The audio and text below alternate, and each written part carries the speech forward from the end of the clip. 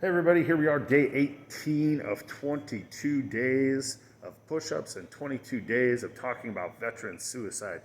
As you can see, we're doing a little different today, different setting. I'm actually in the gym I work at. This is the Ames Fitness Center South location. I'm in the process of cleaning up after a couple clients. Had a good night of personal training and figured why not do this video here in a different setting so I can actually show us a different push-up variation when I get to that point. Now, I have a couple things on my mind today that are pertaining to our conversations, veteran suicide. And that's something we need to make sure we keep talking about. 22 a day. 22 a day.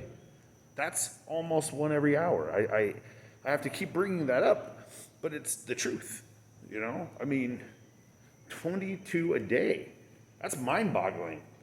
I had a friend reach out to me because she was sitting around thinking about that, 22 a day. That on the surface, I personally think that sounds like a lot. It sounds like too many right out the gate. 0, that's my goal. 1 a day sounds like too many. But she presented it in a way that I really liked, and that's that kind of cup of coffee mentality. And what I mean by that is, and I know my wife is watching and she's going to relate to this analogy because she's busted me on this numerous times. Say you want to get a cup of coffee or an energy drink, or you stop and get a snack every morning on your way to work. On the surface, it doesn't sound like much. Maybe you spend $2, $3, $5, whatever it is. No big deal. Okay, that's $10 in 2 days.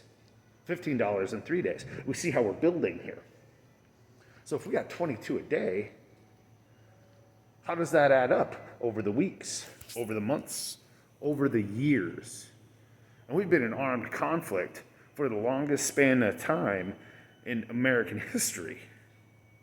We've been in armed conflict for almost 20 years straight. Okay? So that number has been up there for a ridiculously long amount of time. This hasn't been 22 a day for a week, 22 a day for a month. This is 22 a day for almost 20 years or longer. Because let's face it, the topic of veteran suicide isn't new. Now, another conversation I had recently on the topic, I've had a lot more people reach out to me, a lot more people who, when I do see them in person, stop me and go, hey, I really like your videos. I like your message. But why isn't the VA doing more? Why isn't the government doing more? It's their job. Why isn't the military doing more? It's their job. They owe it to them. Well, the fact of the matter is, and this isn't intended in any way, shape, or form to be a political statement on my behalf, but let's take a minute and think about that. Money is a finite resource. Where does that money come from to pay for those, to pay for the VA, to pay for the military, to pay for the government? Our taxes. And right now, financially speaking, most people are in a hardship. We're receiving stimulus checks from the government, while at the same time wanting them to be able to spend more on resources. You can't do that. It's like trying to eat a hot dog from both ends and being surprised that it got done twice as fast. And that's not meant to be a political statement. That's not meant to bring up budgetary concerns. It's just the fact of the matter is we can't rely on the VA, the military, the government to do all of that work because there's only so many resources even at their disposal. And if there are 22 a day taking their lives and it hasn't been able to be fixed yet through those channels, then we need to do something different. And that's what we're doing, raising money for Mission 22. Because outside organizations, you and I have to make this difference. We have to contribute on our own, both our time and our resources, to be able to make that difference. Now, we can sit all day and argue. And again, this isn't meant to be a political statement, but this is kind of my opinion on a lot of political stances right now. And I'm not going to get into details which ones I think apply, but the fact is, we spend a lot of time currently in our society arguing the ideals of a situation. Something should be this way, so I'm going to argue that it should be that way and ignore what the reality is and how we should handle the reality, because I am entirely too focused on the ideal. I want things to be better. Do I want a system where our veterans are taken care of by the VA, by the government, by their branch of the military? Absolutely, that would be phenomenal. But the reality is that's not happening. That's not a shot on any governing body. That's just the reality.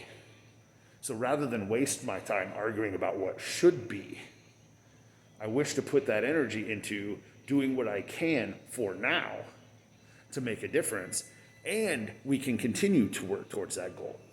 But I'm not going to allow my ideals to cloud my vision of the reality. Now, this next bit is going to come with a little bit of a spoilers warning, which I bet nobody thought you'd get in one of these videos, that I would need to give you a spoiler warning. But I watched the first episode of Falcon and Winter Soldier, the Marvel television show on Disney, and I saw some things that really kind of spoke to me about what we're talking about veteran suicide, about the condition of veterans in general.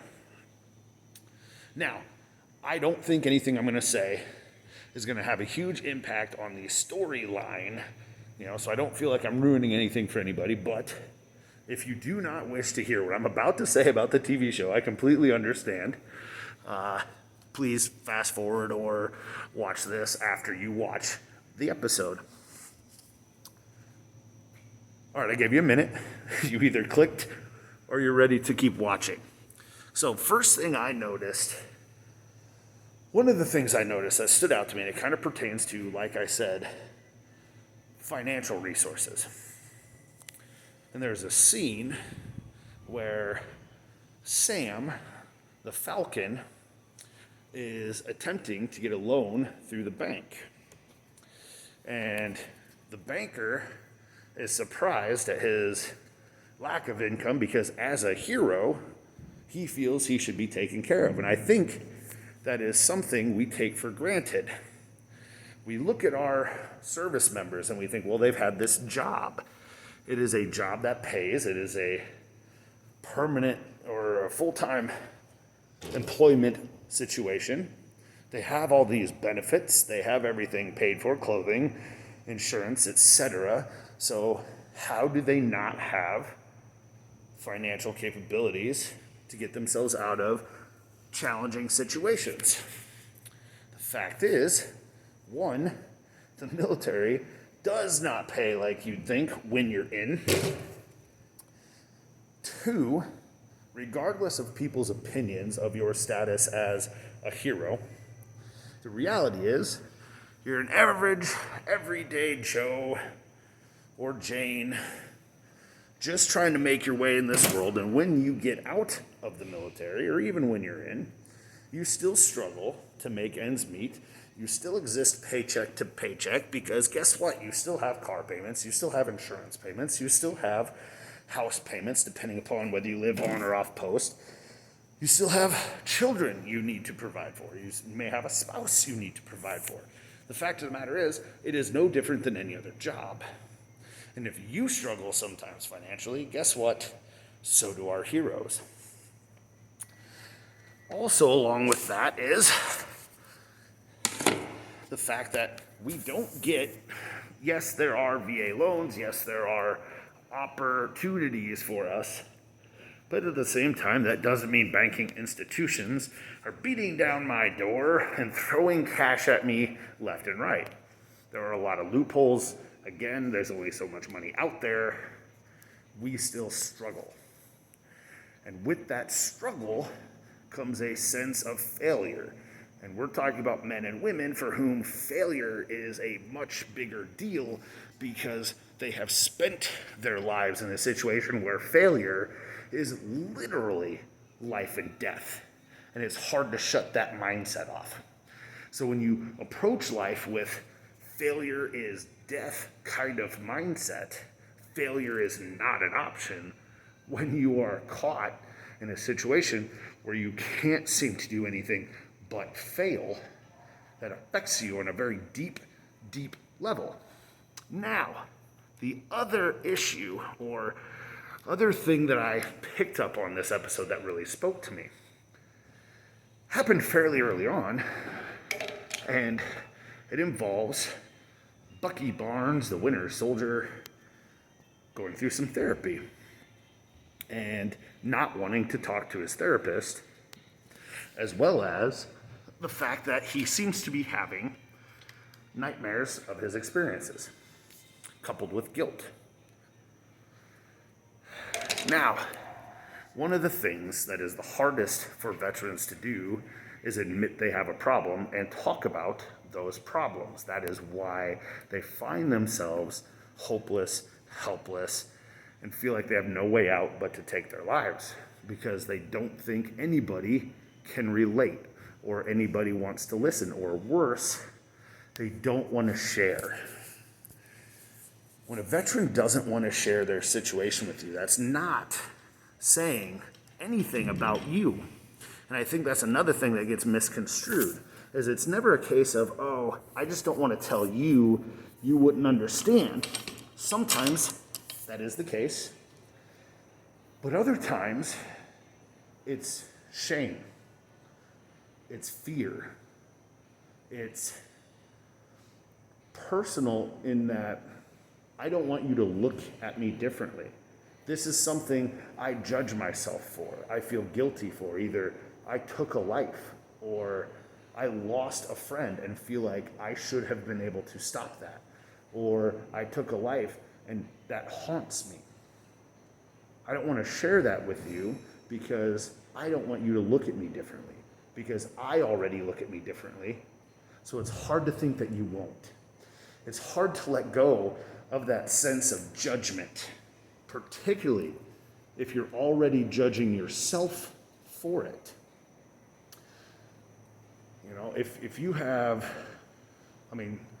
let's say you had a friend get shot and they died in your arms. There's no way you're not going to feel some sort of responsibility or guilt that you came home. You didn't save them. You didn't do your job as their buddy. Maybe you took the life of an enemy, or worse. Maybe you took the life of a civilian or a child. That's not something you want to share with somebody. How do you look somebody in the eyes and say, hey, in the course of my actions, I was put in the position to take the life of a child and not expect somebody to judge you for it. And it makes you then think, man, I should never share that with anybody. It's the most awful thing a person could ever do. And then that builds up in your head, because now you judge yourself even harder because you're seeing their judgment on top of your own. And it's compounding. Then you add to that the fact that these horrors that people see don't just go away. It's not like a movie. You don't shut it off at the end of the night and go, wow, that was something, and then move on.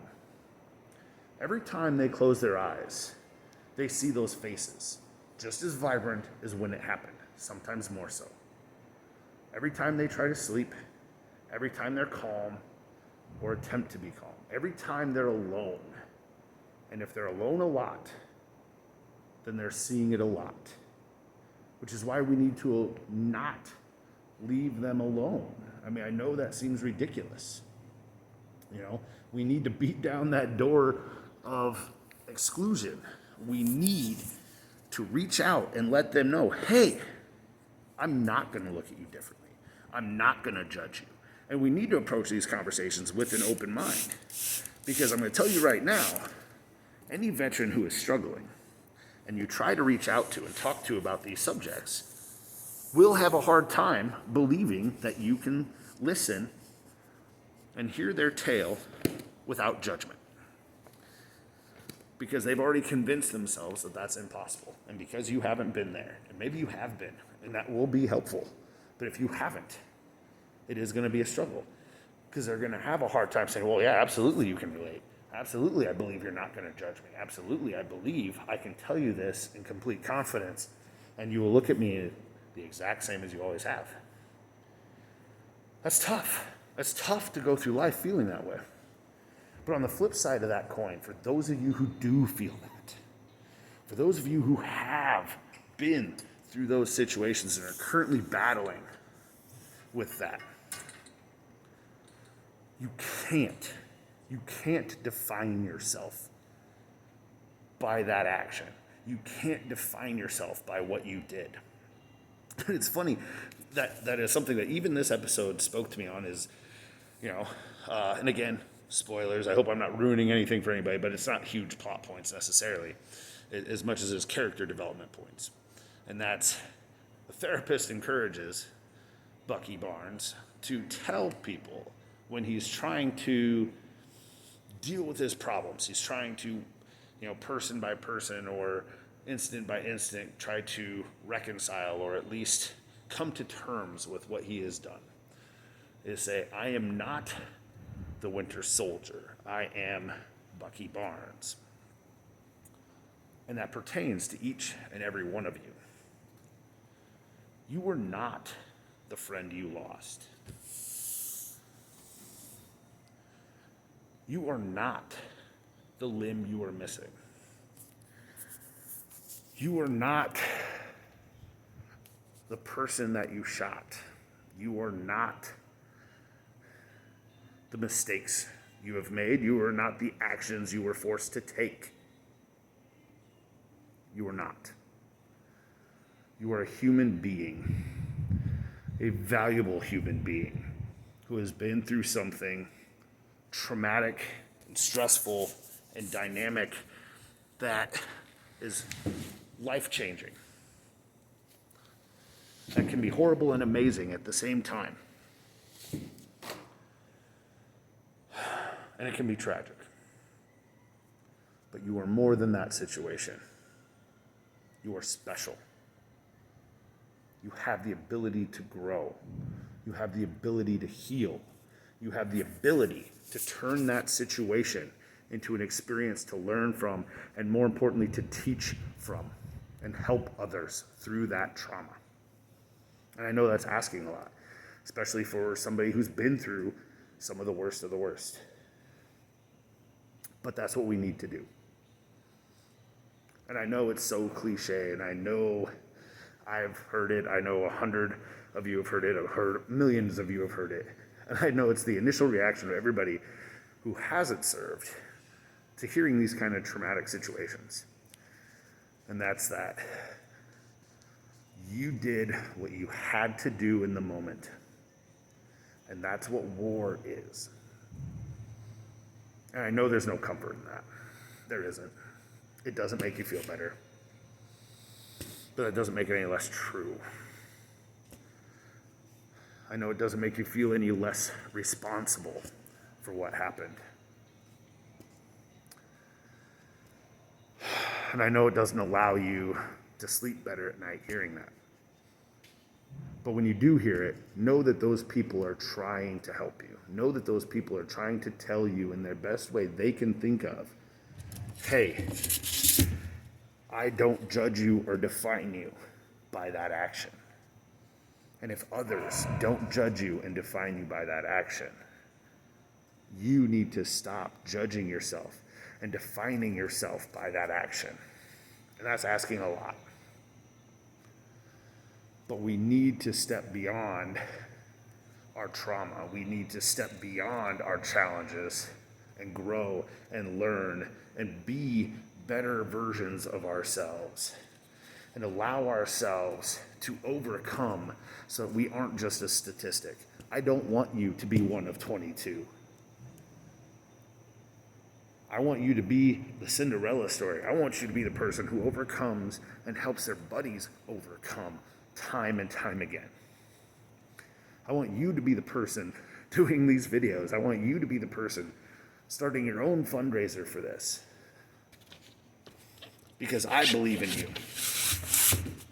And I believe we can all do better and we can all grow and progress beyond our experiences.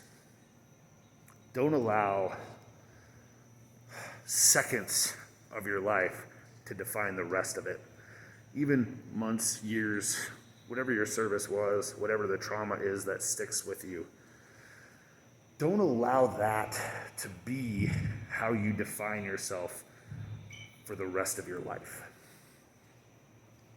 You can be better.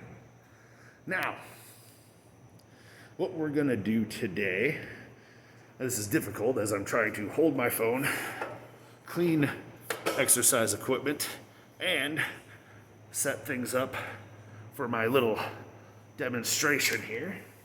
Bear with me.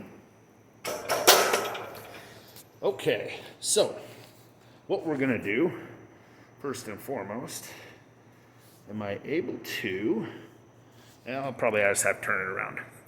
So what we're going to do is a variation of push-up that I have clients do if they can't do push-ups. Because, hey, just because you're watching this video, just because you're watching me do push-ups, doesn't mean you're very good at them, doesn't mean you're capable of them yet.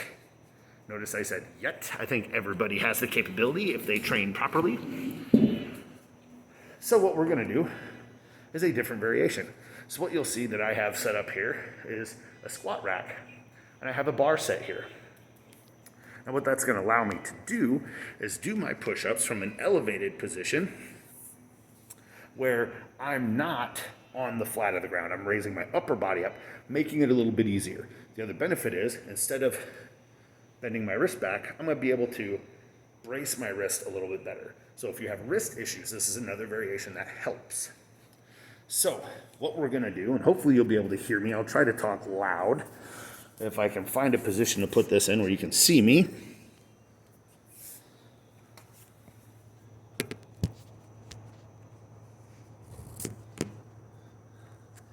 There we go. I'll lower this to here. Hopefully you can hear me. I don't want to have to watch this back and realize you can't hear me at all. Now what I'm going to shoot for is across my chest. What I don't want to do is come down on my face on this bar. And what I'm going to do is just do my presses,